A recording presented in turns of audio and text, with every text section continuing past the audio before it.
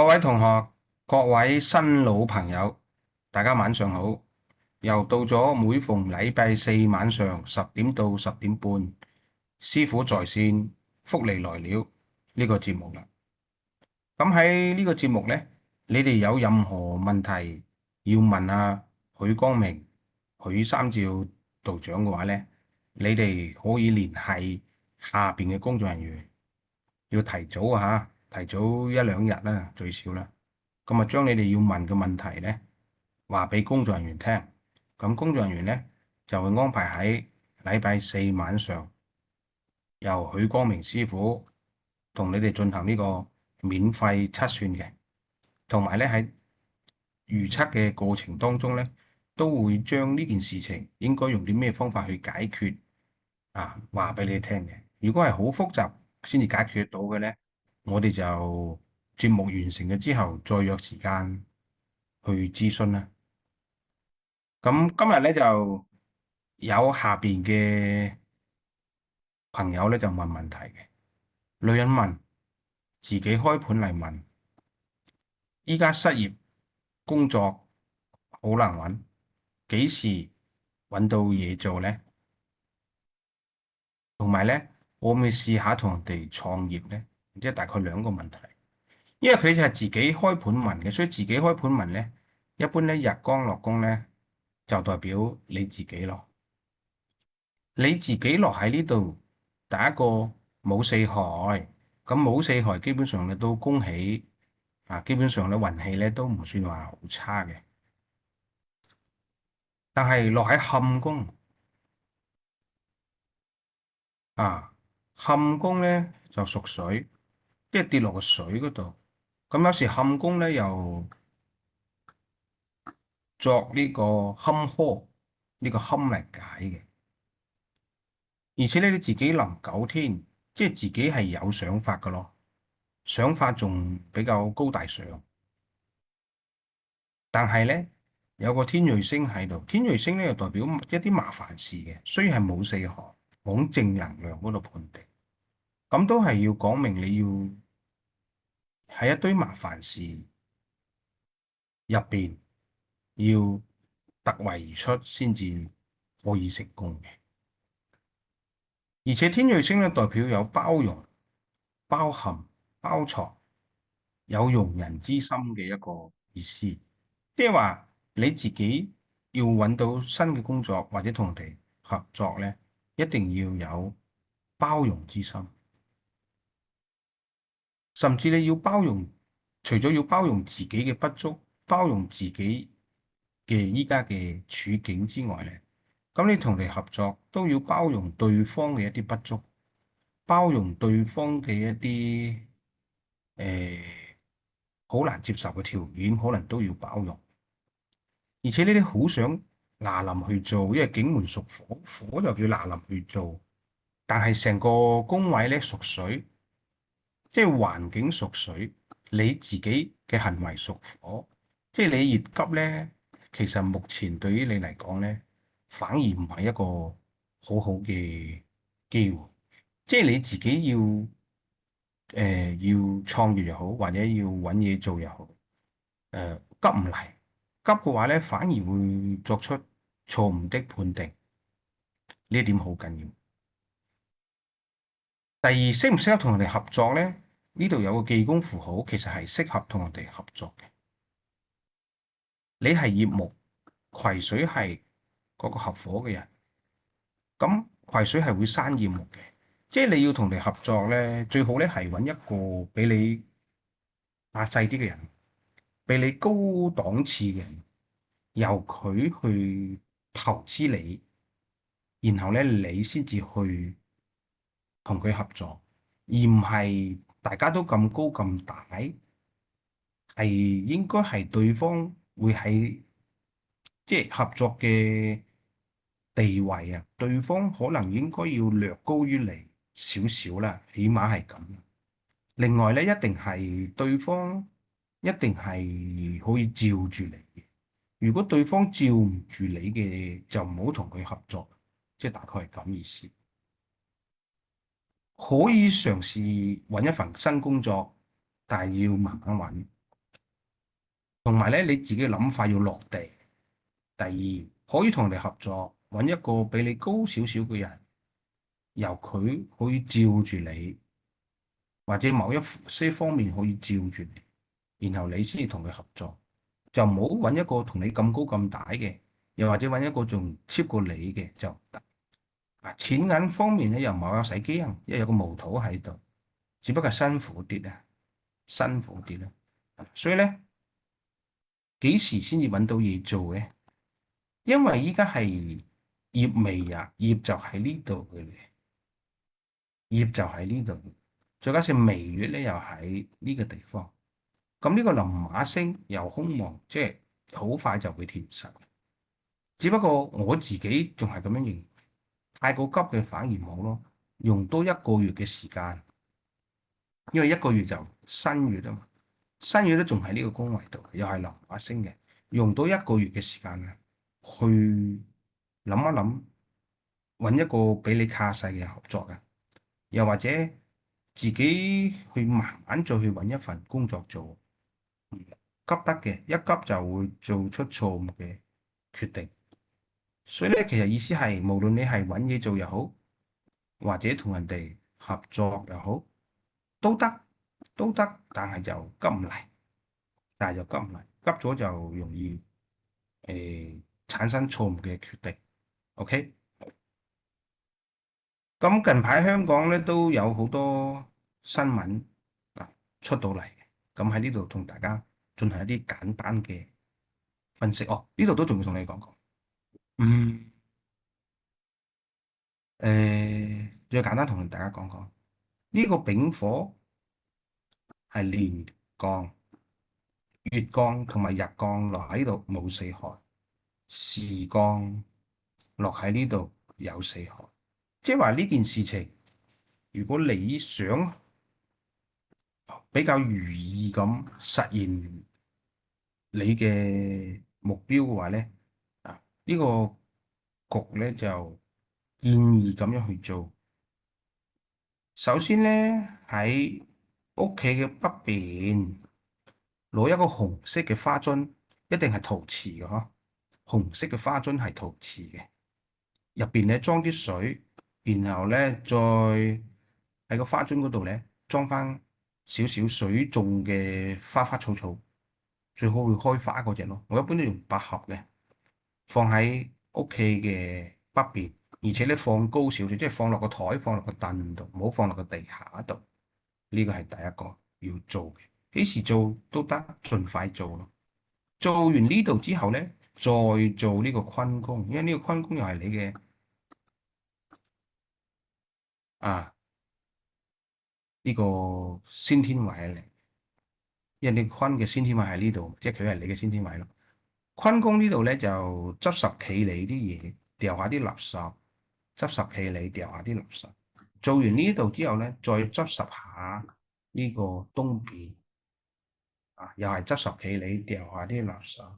先搞坎宮，跟住搞坤宮，接住搞震宮，即係同一時間咯，一個鐘頭、兩個鐘頭之內搞晒佢。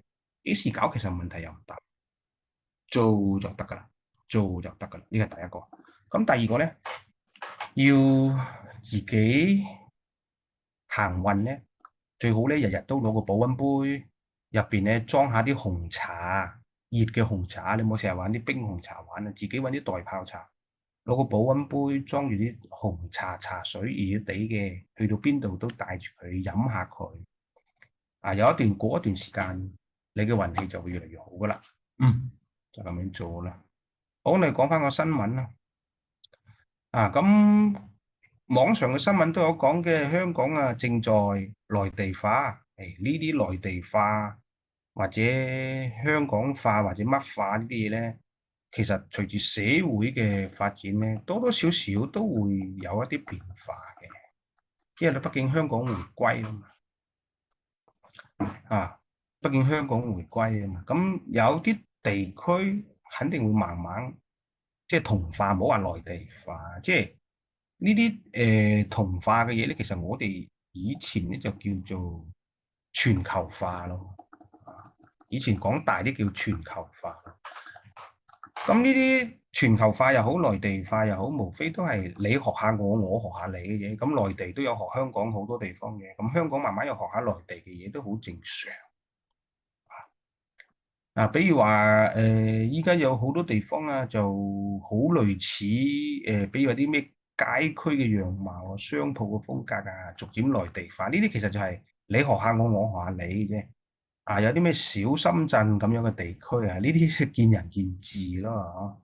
我哋落香港咧，我就覺得冇乜可能似內地嘅，只不過依家係有啲餐廳啊講普通話嘅多啊，咁有啲員工啊內地化嘅多啊，呢啲係好正常，呢個世界好正常。因為我喺廣東，我係廣東人，咁廣東佢喺80年代就開始改革開放，咁我到咗90年代嘅時候，我都覺得成個廣東都好多都係講普通話。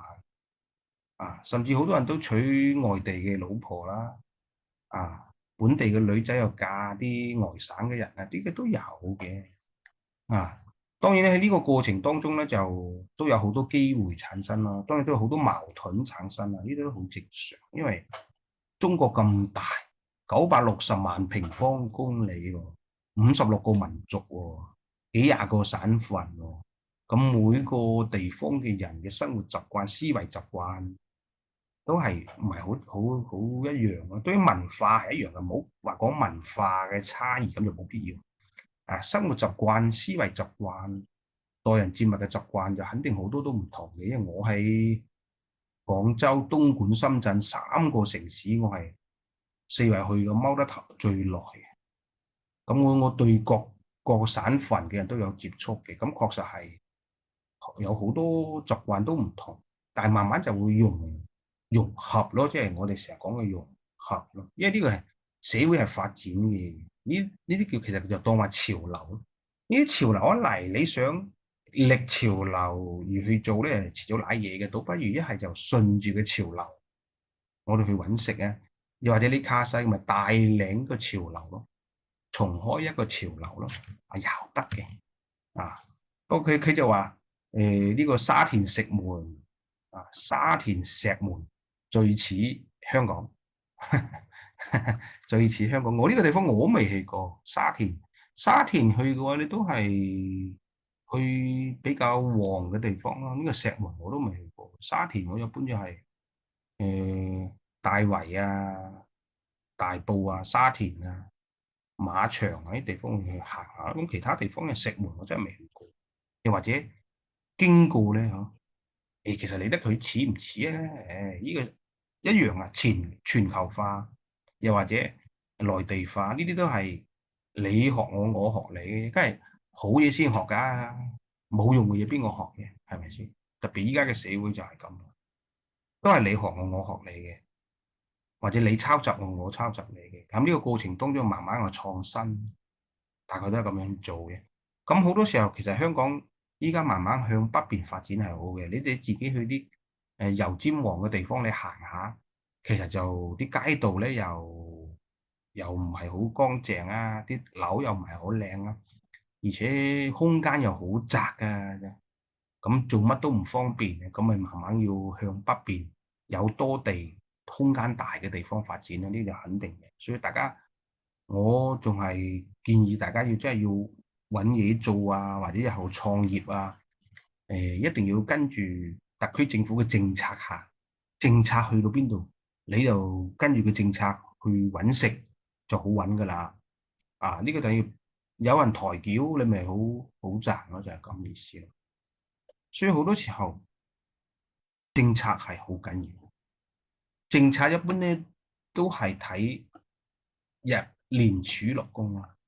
如果廉署落工係生理俾和你日光落工嘅咧，咁基本上咧係有着數。我成日都講嘅，廉署落工咪廉鋼落工就係大趨勢啊嘛。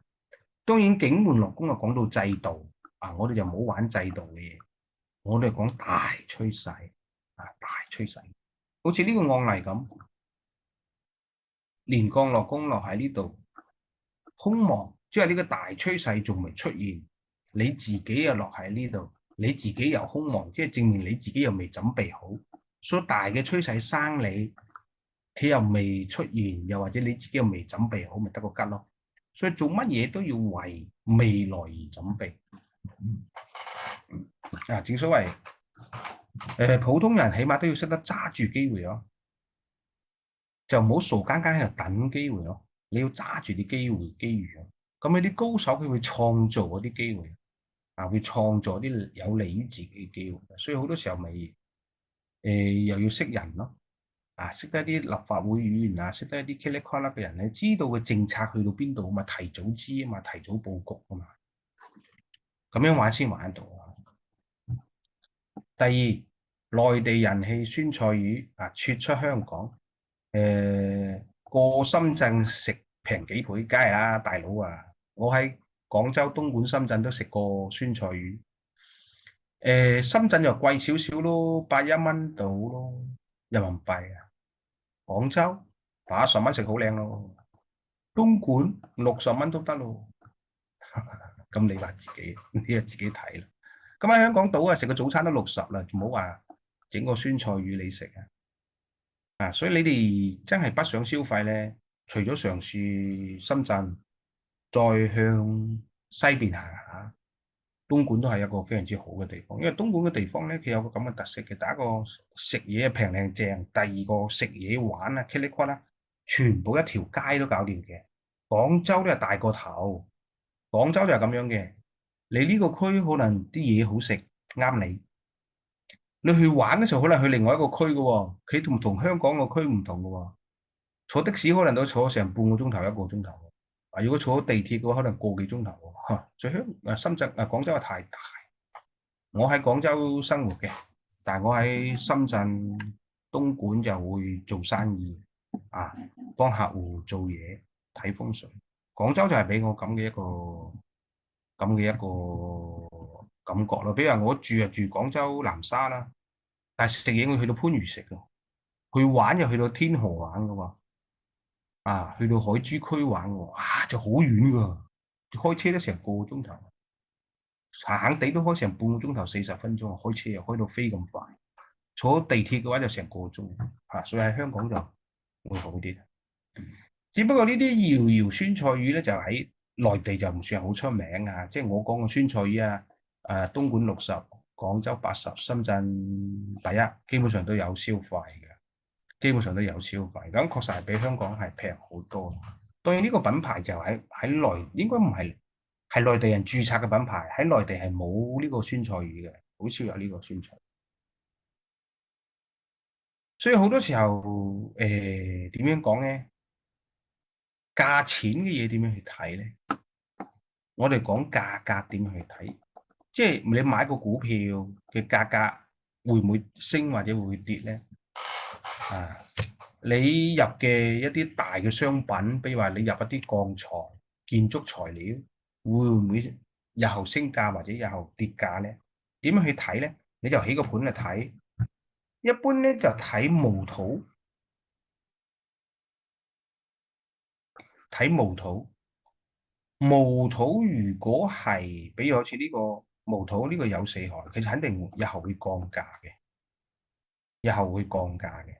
咁如果模土冇四害，佢就會升價，就係咁樣睇嘅，就係咁樣睇嘅。啊！就係咁樣睇嘅，睇模土落工就係價格，啊就係價格，啊當然睇租金會唔會升都係睇模土，啊你租間鋪會唔會升租咧？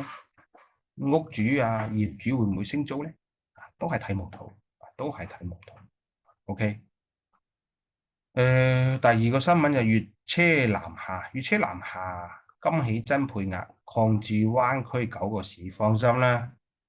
呢啲粵車南下做個樣嘅啫，唔敢放開㗎。香港市民少，放心得，唔敢放開嘅，夠膽放開，成個香港嘅交通都癱瘓啦。你信我啦，因為我喺內地，我住得太多啦。交通嘅嘢你夠膽放開，即時成個交通都癱瘓。我舉個例子，喺廣州地鐵啊，廣州地鐵喺十幾廿年前出過一個惠民嘅措施，禮拜六日禮拜六日所有嘅人搭地鐵免費，出咗呢個措施㗎。點知就實行咗2個禮拜6日，即使係緊急叫停。大佬啊，你諗下啦，廣州幾多萬人口啊？千幾萬人口喎。廣東千幾萬人口喎，廣州都唔少喎。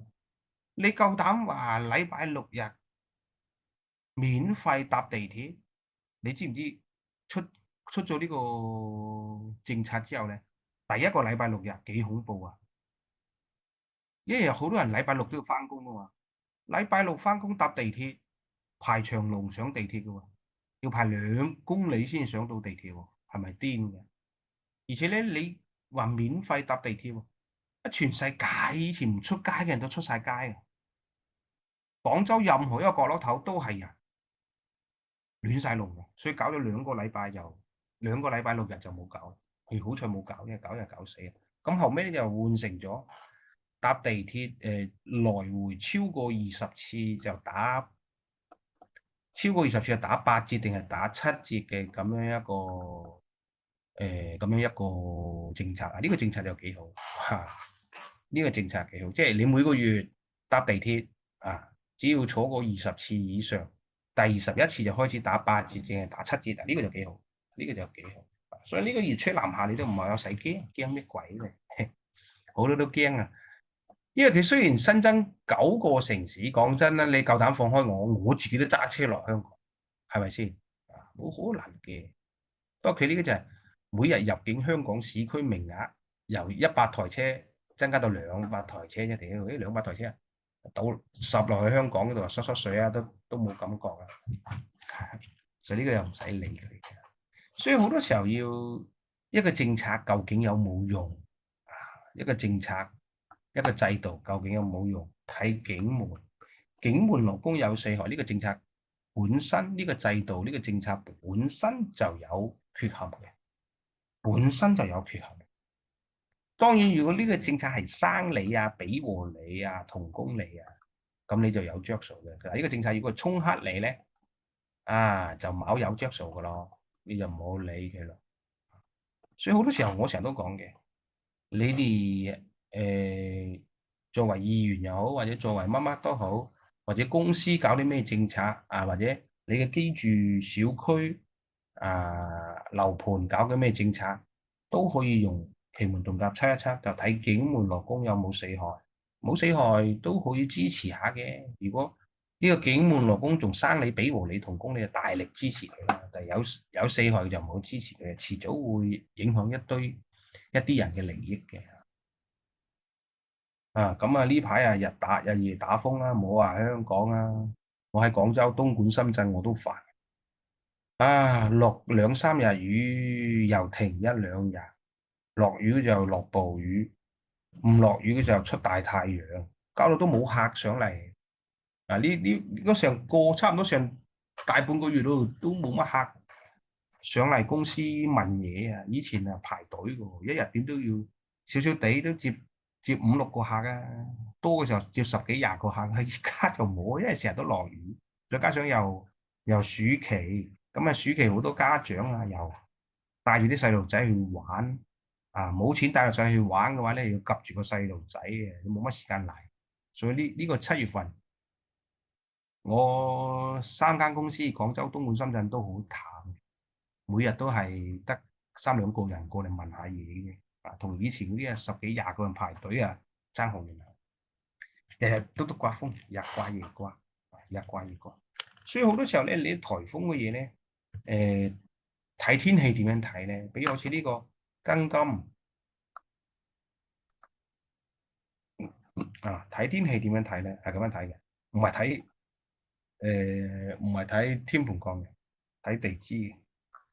今日係子日落喺呢度，咁你睇咯，子日落喺呢度。咁一般咧，甲乙丙丁戊己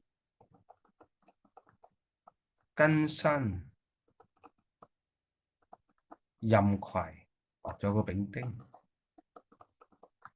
有個丙丁嚇。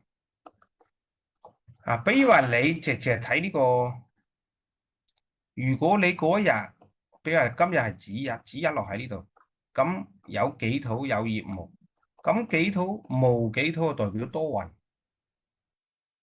甲乙木就代表刮風，丙丁火代表晴天，庚辛金就代表打雷閃電，壬癸水代表落雨。咁子日咧，即係25號呢一日咧，天氣係點樣嘅咧？就係日頭咧就多雲，晚上咧就有風。咁再加多幾日咧，比如到咗卯日咧，咁又唔同啦，癸水又落雨，天府星又打風啊，到晚上先會晴天。再到辰日或者巳日咧，又係有陰雲，又係落雨啊。當然中間都會出啲太陽啊，所以連續都係有雨嘅。好似呢啲日子咁，由子日開始，就呢一日就冇落雨啊，就呢一日冇落雨，呢日都落雨嘅，呢日都落雨嘅，呢日仲落得大嘅，呢日都落雨嘅，連續幾多日啊？一日、兩日、三日、四日、五日、六日、14日啊！奇門遁甲又可以測天氣，又可以測天氣，所以好多嘢學嘅。咁又四哥過咗身，又好多啲煲水新聞啦，理得佢啊！呢啲神仙打交，佢哋係明星啫，我連演員都唔係啊！當茶餘飯後傾下閒偈啊，因為香港多噶嘛，啲嘢嘛，香港地方細，人口多，咁咪發生少少事啊，大家都當茶餘飯後咁去搞噶啦。咁喺內地就冇乜人去理呢啲嘢嘅，因為內地太大啊，自己都顧唔掂自己，理得人哋啊，就係咁當吹水聽下咯，係咪先當吹水聽下咯又發布聲明啊，又整色整水啊，又呢樣嗰樣唔好理佢啦。只不過係講真咯，何為父慈子孝？我哋成日都想講嘅呢個課題，我哋普通人都想父慈子孝。咁點樣先至可以父慈子孝咧？點樣先係父慈子孝咧？其實用奇門遁甲都可以睇到嘅。一般咧，年干落宮就代表父輩，月干落宮就代表同輩，日干落宮就代表自己，時干落宮就代表晚輩。咁你咪將佢揾出嚟咯。呢個咪長輩咯，係咪？呢個咪同輩咯，呢個咪自己咯。然後咧，時干又落喺呢度，咪代表晚輩咯。你睇邊個宮位有四害？好似呢個案例咁，佢空亡都唔當係四害嘅，因為填實咗就唔算四害噶啦。但係呢啲又入墓庚金喺度有四害，乙木喺度有四害，即係證明你嘅同輩同埋你自己都唔算係好掂嘅啫，搞掂自己咪得咯。即係好多時候奇門遁甲就係你將代表某一個人嘅宮位揾到，佢有四害，即係證明佢目前運氣各方面都唔算係好嘅，咪做好佢咯。做好佢咪自然就父慈子孝咯。其實就係咁簡單嘅啫，你唔好將奇門遁甲搞得咁複雜。就係年幹、長輩、月幹、同輩、日幹自己、時幹晚輩，得閒你就開個盤睇一睇，邊個宮位有四害，就搞好邊個先就搞好邊個先。咁大家都你又好，我又好，呢樣又好，嗰樣又好咁你又好，我又好，嗰樣又好，呢樣好，咁咪自然就父慈子孝咯。講得比較市儈啲，無非都係大家都身體好，唔休息唔休住，咁就好喎，係咪先？身體又唔好又或者又休兩餐又休冇屋住，咁點會幸福咧？OK，好，咁今日咧就大概同大家吹水下咯，啊，當然呢個師傅在此福利來了咧，我就將我自己嘅好多玄學嘅思維喺呢個節目咧就話俾你哋聽。咁希望咧，我係用一啲比較輕鬆嘅口吻講出嚟。咁希望咧，你哋都會 get 到一啲重要嘅點咯，替自己嚟服務咯。OK 啊，記住有任何問題要問，請聯繫下邊嘅工作人員啦。多謝你哋。另外咧，我8月份會喺香港有線下班嘅陽公風水嚟教學，具體嘅都要諮詢下邊工作人員報名參加嘅。多謝你哋，我哋下個禮拜見，拜拜。喺呢度祝各位新老朋友喺呢個暑期平平安安、快快樂樂、健健康康，揾到啲錢。多謝你哋，我哋下一期見，拜拜。唔 OK，該晒工作人員師傅，唔該晒師傅，辛苦晒。得閒又跟進下啲同學嘅案例啦。OK，好啊，好啊，各位同學，如果大家都有興趣咧，報呢個陽公風水咧，都可以同我聯繫嘅，或者其他嘅線下課程都可以同我聯繫嘅。唔該晒大家，晚安啊，大家，拜拜。拜拜。